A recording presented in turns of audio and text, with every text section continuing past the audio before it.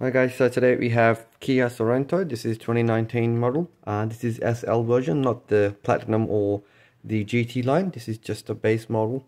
It has a 2.2 turbo diesel 4x4. Now I'm gonna change the lights. This one's got like yellow halogen lights, so I'm hoping this gonna be H7 or H11. So just reach out to the outer light and just turn it around like that, and then the cap comes out. Now after that we just need to reach out and see what sort of globe fitment it is.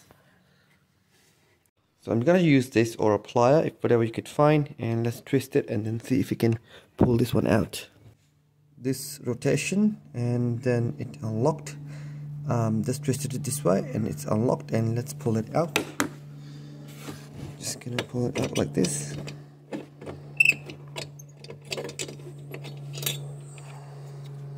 Yeah, there we go. That's what's in there. So this one is the globe. Now I'm going to order some halogen again because this one is halogen. So I'm not going to go with HID or LED kit for now. I'm just going to go ahead with the factory ones. But now obviously I'm going to get the white ones. So